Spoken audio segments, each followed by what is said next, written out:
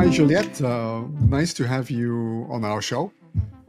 Looking forward to have a great discussion with you. And you have a quite extraordinary story, and our life crossed the path a little bit because you're living in Singapore, and I was living in Singapore for a couple of years. You were engaged with INSEAD. I also was engaged with INSEAD, and a couple of other things. So I had the privilege to come to know you a little bit, and therefore I'm especially looking forward to this recording where we are going to talk about recruitment or executive recruitment. But maybe the best way is for you to introduce yourself a bit and to maybe give us a little bit of your insight about your career. And I should announce to everybody that in principle we'll do a particular video about Juliet in the next days, also focusing on her quite extraordinary career and breaking the ice, especially also on women in cyber or women in tech, which I think is going to be a very big topic. And I should say Juliet is the first woman on this channel, so thank you for that. My pleasure. Yeah, it's a big honor. Thank you. Over to you. Maybe you can just explain a little bit about the highlights of your career or anything you might find interesting to share with our audience. Sure. Welcome, everybody. Thank you so much for hosting me on this podcast, Guy. It's my pleasure, and I'm really happy that we had a chance to meet a few times, actually, in Singapore, face-to-face, and we also had a bunch of calls in between. I'll share my background, which is relevant for the conversation we will have today. I'm from Ukraine originally. I started from a corporate career with shipping and logistics, which has nothing to do with tech. It's a very old school type of industry, not innovative at all. And the first 10 years of my career are spent with companies like Maersk Line, CMA, CGM, Jones Lang LaSalle, Colliers International, and Jeffco, doing global key account sales management. So corporate sales soldier, high-level clients, make them happy, sell them everything you want after. And then in terms of my personal career journey, what happened is that I didn't want to continue working in corporate world anymore. And I wanted to change the industry where I'm working. So I didn't want to continue with logistics or anything brick and mortar. So I started looking for another role. And I was very clear and very insistent on my intention not to continue with the same industry, which recruiters didn't like because they want to sell you for the skills you already have. They don't want to explain to the client, she's really great at that, but now she wants to do something else. You need to give her a chance because she's really cool in that sector. Because clients wants to have a proven track record, and that's easier sell for recruiters. Now I'm one of them, so I know what I'm talking about. And I really struggle. So my joke now, if I present publicly, is that I couldn't find myself another job, and that's how I became an executive search consultant. People usually love it. At the time when I joined the industry, I didn't know much about it. And it just happened because recruiters I work with, they suggested me to join them and work for them. I decided to give it a go because it's not the first time when I changed the industry by the recommendation of someone who knew me. And even if I had no idea what I will do there, like moving from shipping into commercial real estate, they were able to explain to me what are the transferable skills or connections or client relationships which I can bring in, which are of value for them. And I'm doing this for the last 14 years. Out of those 14, I run a company which is an executive search boutique, global executive search boutique for the last 12. Okay, super. I mean, it is, I think you recruited yourself.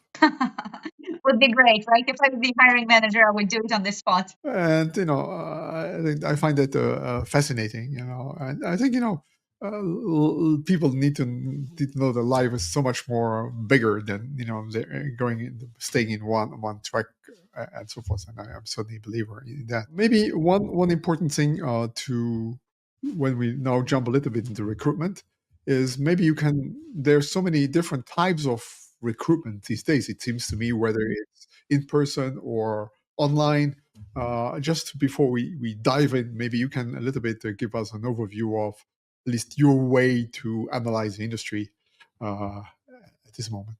So the basic things, and they're relevant for both the employers, people who will hire using recruiters, which are external recruiters like myself, or for the candidates for that matter, is that the main difference between all the recruiters is, are they retained executive search type of companies that provide much higher quality? They focus on the output. They screen the candidates on behalf of the client. They know basically the whole company, the strategy, and the role inside out. And we go and scout on the market on their behalf. That's why we need to know everything about them before we can find a great candidate. Or are they success based? Because basically, this is what affects the KPI of a recruitment company. Being retained, like in my case, it means that I have a commitment to close the role. I cannot stop just after getting the first payment from the client and then, do the search and say, well, I'm sorry, I couldn't find the candidate. So done. This is not how it works. And the traditional scheme is that you charge one expected salary of the candidate when you sign the contract. So you already had some discussions about the role, the expectations. If I see that I can trust the client, I like what they're doing, I see I can help them, I know how to go about this search, I understand the industry or the specific sector for this client, I commit to the search, and then we sign a contract and they pay the retainer and I start the search. Then the timeline is about 30 days until we'll come up with 3 top candidates from the entire universe of people we have discussed together in terms of what are the right companies to find those candidates in, what's the right culture of the company. So very often in the preparation stage with the clients, I ask them, whom would they absolutely not hire and why, which gives me a good insight into what kind of people would be the best match. Or we talk about the non-compete rules. So if obviously I can hire people from the competitive companies, what are the companies I cannot touch because they're friends or they work together, or I cannot touch them because they don't really like the culture and they don't want to hire people from that company. This is very useful. Then again, so my motivation as an executive search consultant is to be paid for the quality of the job I perform. And it also affects the way how I represent the employer in front of the candidate. Basically, there is a bit of PR and employer branding part happening there. Very often, as an additional value which I can bring to the client is that I can tell them what is the perception from the employees on the market, potential candidates about their company. It's very useful when the company is changing their culture or strategic direction, or there was a change in the senior leadership. So the perception is still from the past. And I'm there to tell them, like, how do you know this information? What do you know about the company? Like, who told you? Was it an employee who used to work there or someone? So I get also the source of what they know. Is it just like an industry rumor or something else? And then I can tell them what is the current strategy, right? So I work with the perception of this company as an employer, and I work on the brand. And then typically the fee structure, just to explain the whole process because it will give an insight, is that after the employer will interview these 3 candidates, which I have selected on their behalf, and they approved for the interview, they pay the second salary of this candidate, the expected salary, and then then they continue with their interview process because depending on the company, it can be really quick, like 3 rounds of interviews, and we're ready to move to the job offer, or it can take 6 months, and depending on how structured they are, the board level interviews, and so on. And the last payment, which is paid to me as a provider, is on the start date of the candidate, which is the difference between the actual salary they have signed and the percentage from the annual salary, which is usually the basis for executive search services. Doesn't matter who you work with, that's usually how it's structured. And typically, so talking about the exec search and success-based recruiters, you can find, let's say, a list of global top 10 executive search firms: Heidrick and Struggle, Sagan Zandler, Korn Ferry, Stanton Chase, and so on. They have a really interesting abbreviation, which is called SHREX. like a monster Shrek, the green monster from the cartoon. That's the easy way to remember. And the fee structure is exactly the same for everyone. It's 3 payments, and it's from 27 up to 33% from the annual gross of the candidate.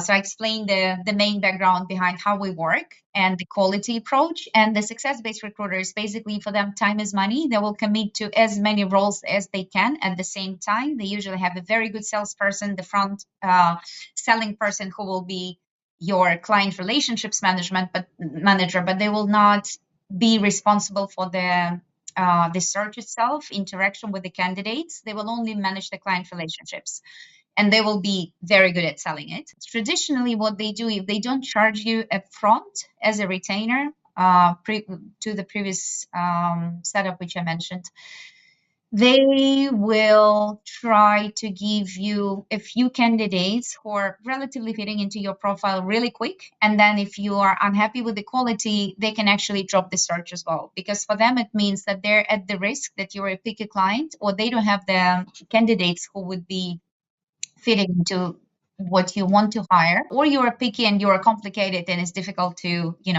interact with you. So why would they waste time? Because the guarantee that they will get paid at the end of the search, success-based recruitment, is very low. So they will just say that, sorry, we're going to move on to the next client.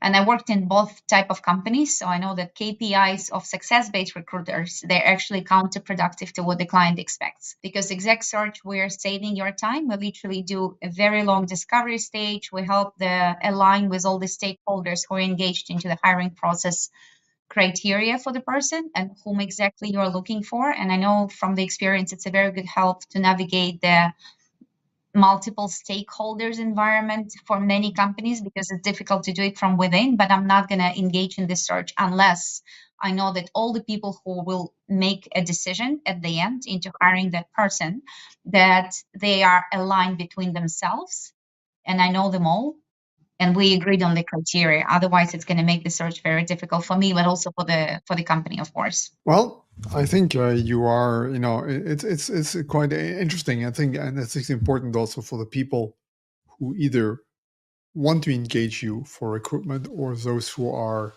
possible candidates understand this, because it's, as long as all parties are in line or aligned in some sense, it should be a win-win scenario for everybody. So thanks for sharing that. Maybe diving a little bit more in depth on actually, when we're looking at, I know that you're doing different types of recruiting. I think you're doing next to cybersecurity, you also do the whole crypto area, and also I believe AI is another area. So I know these are, I think, the main sectors. But today, maybe my focus or our focus will be mainly a little bit more on the cybersecurity. So my next question essentially will lead into that, and I would like to know a little bit. When you look at from the company point of view, and you shared some inputs just a minute ago.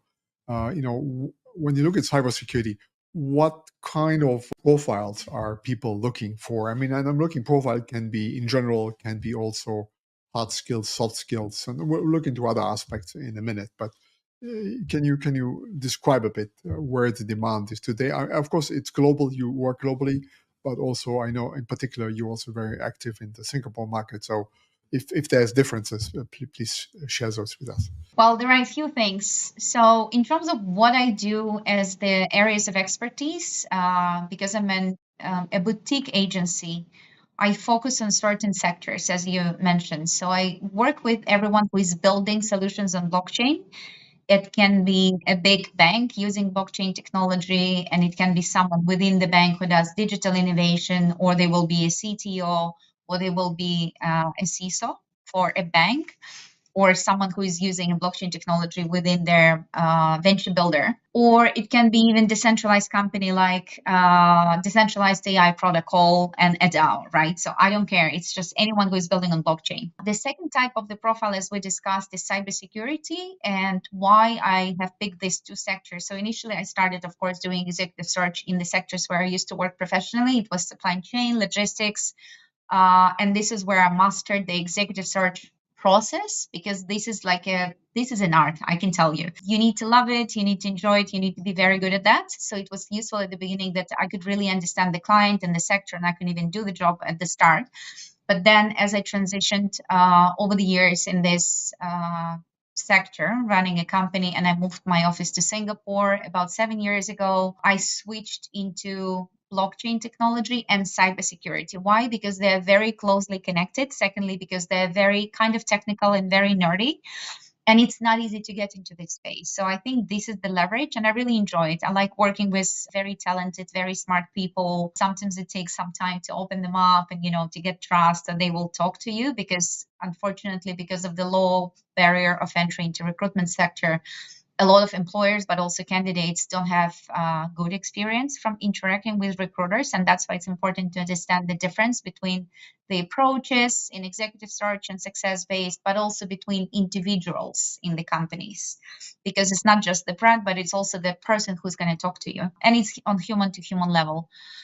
So if you ask me what are the companies are searching for, because of my focus, as you mentioned, I'm based here. I work with global clients, global candidates. But what I see more and more, because it's a combination of blockchain and CISO roles, is that as companies grow, they pay more attention to cybersecurity issue, especially after COVID, because we all know everyone went digital and it became like priority number one. One question to maybe getting a bit even more concrete are, there's the forever the discussion about hard skills and soft skills.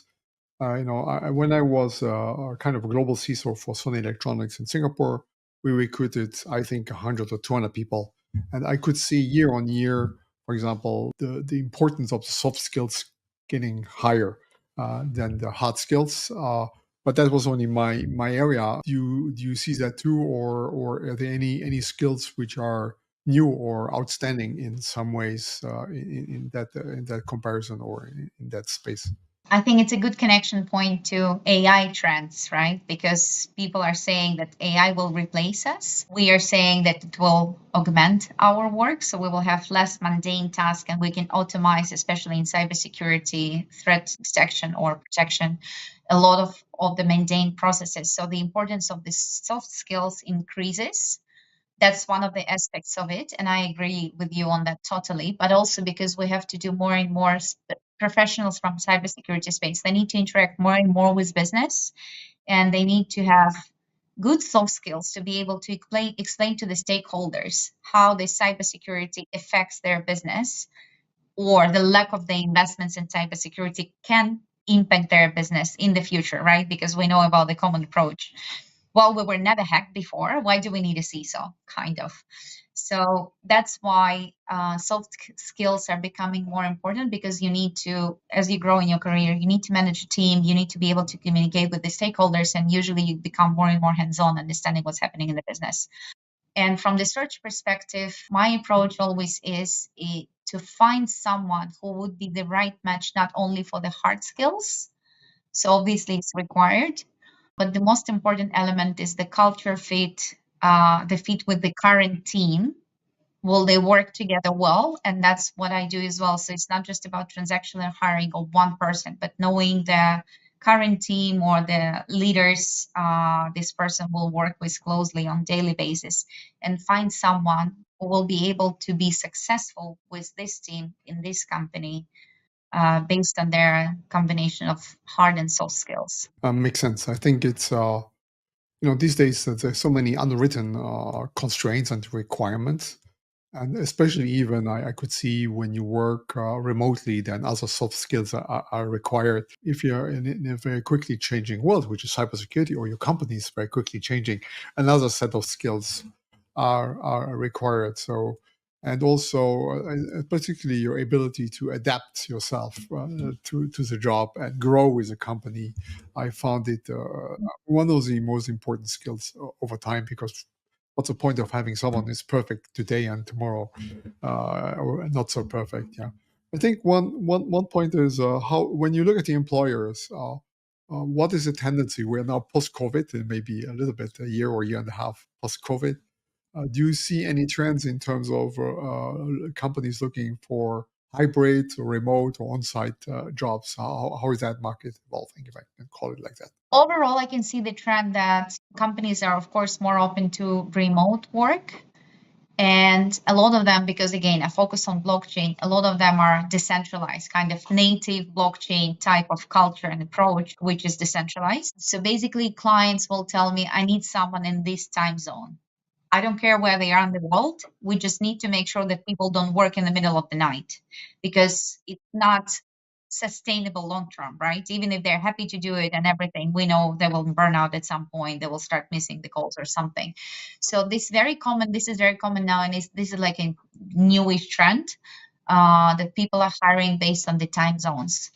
I think it's actually very good because it makes my job a bit more difficult because again, it's a global mandate. Good luck. Go search all over the world, whoever works in that time zone, right? Like find the countries, find people.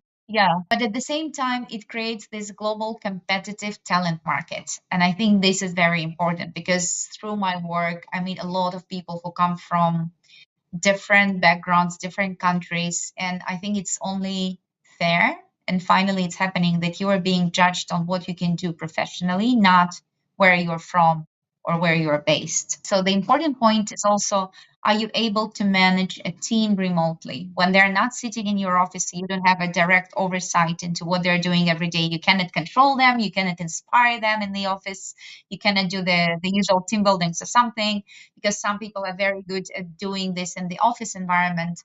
But can you manage your team effectively, achieving results, being based remotely? That's another important skills, and especially in tech space, being a CTO, that's basically the current reality. To be true in Singapore, when it's cybersecurity, I can still see more approach towards working like locally with the team here. And overall in Asia, there is a language barrier in that sector unless you talk about really big like international corporations, bank, someone who would hire international people. But the lower you go in cybersecurity functions, right, and skills and roles, the more you come across the language barrier. A good example of that is during the Black Hat Asia in Singapore. There were a lot of international speakers, lovely content and everything. And then while I was working there, I would just ask a few people during lunch break a few things. I would ask them like, what was the webinar? What was this talk you liked the most? What are you doing here? Where are you from? And literally, I was so surprised because half of the people I tried to speak to, they're like, I'm sorry, I don't speak English. They wouldn't say it in English, of course, but they would like explain, I'm from Korea, I don't speak English, right? And this is a big thing because they are at this conference. It's of high value to them, but the content is not really adopted. And with a lot of cybersecurity companies I work with, they're mainly not the CISO type of roles in different countries, but they're companies that provide cybersecurity services or products. They work with clients all over Asia Pacific. This is a big thing for them. So they will do something like they call it global, right? Global and local at the same time. They'll have the regional headquarters in Asia Pacific, based out of Singapore. But at the same time, in every country, they will have one key hire who is a local person, well connected with the market, speaks the language. It can be their gateway into this market. If I go to maybe the next topic, are most companies, I would say, are looking for full-time unlimited contracts, or are also limited contracts getting popular these days? What's the trends on that side? I think it depends on the type of company and the type of project they need to do. Because, for example, like even a company like Google, they don't have a headcount, and a lot of tech companies, they will just use the current crisis to lay off a lot of people. And literally right after they did the layoff, using the crisis, they would start hiring again straight away. And sometimes there is a gap, so they don't hire people directly, but they only hire contractors who are not even directly employed by Google, but they're employed by another employee of record, but they're actually doing contract work for Google, like temps, you can call them. It doesn't matter the role. So it's not about the seniority of the role. It's more about like lack of headcount and the current being cautious about the market, not hiring people again at the scale, waiting what's going to happen with the markets. So that's one of the things. One question is to follow up is, I mean, we could continue a little bit more, but I will have to look at the candidate side in just a second. What you see from your experience, the question is always on the candidate side, but also on the employer side.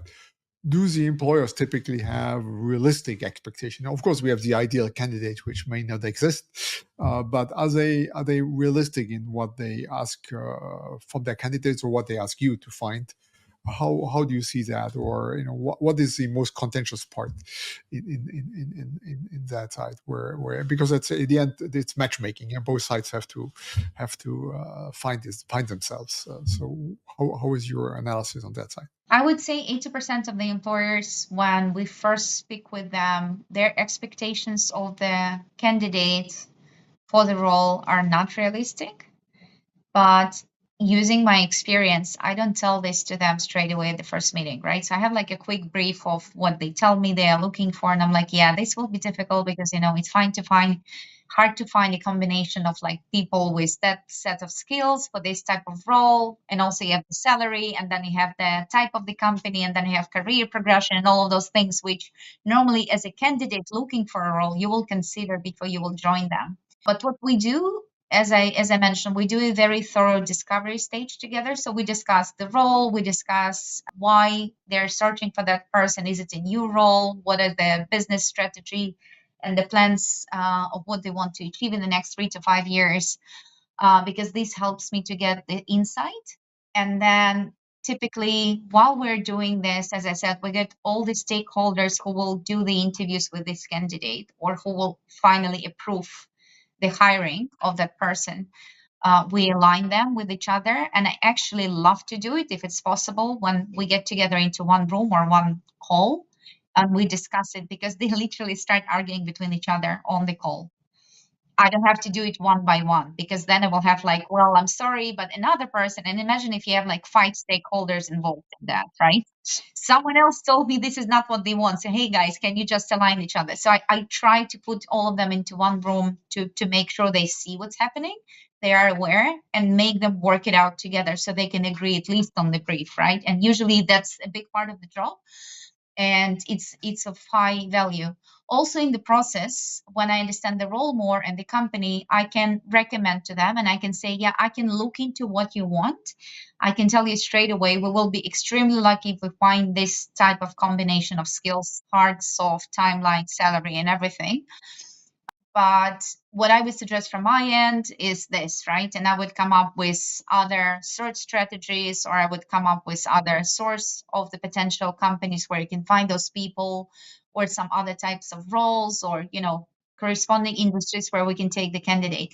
So usually it's work in progress as we go. But as I said, 80% of the companies, when we start, they want it all. They want a unicorn. They don't want to give him visa. They don't want to pay him money, but they want him to do everything, right? That's typical. My job is like to bring them to reality and align them and help them find that person who will be actually a really good match for them. Maybe it's not exactly what they expected at the beginning, but they will be happy with this hire.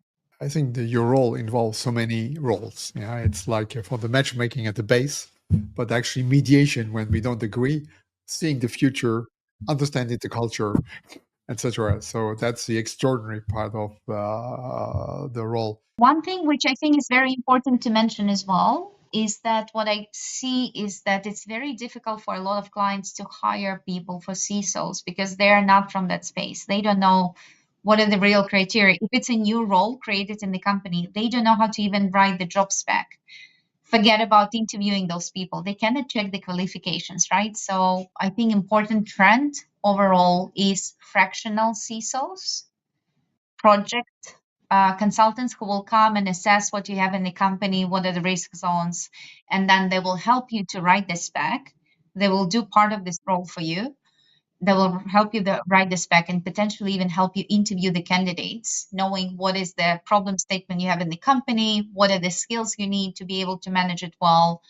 Of course, if you trust this consultant, that's a very important role, and this is a part of what I also recommend to my clients, because I do sometimes roles for CTOs in blockchain, and it's very, very tough. You always need an external person who will be able to do the technical type of interview. Very similarly to CISO roles. If you don't have this expertise in the company and you are not qualified, I would not suggest to pretend you can screen the candidates for this role, but just hire an external like panel interview professional from that space who will help you assess the candidate. I think this is so important that, and you explained to us at the beginning about the retainer side, knowing the company, knowing everything about the company. I think in this particular context is having someone who facilitates or make the job search or the offer more efficient.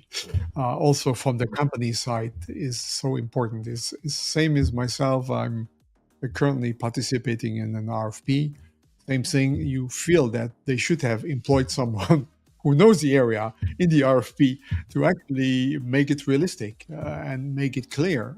It would be better for everybody. So I think one should not take a job search or even specifying it as lightly. It is these days in a more complex world, in sometimes, as you said, specialized jobs. We're talking about having maybe someone like yourself helping them set up the search is almost a new, maybe a new subsegment in this area. And I think it is. I think you're quite visionary in that sense. I think that will become more complicated because all these aspects we're talking about play a role. But if this is clear from the beginning, you'll find the right guys and you find them faster. But you have done the work up front and not at the end, and so forth. I think that is that's great.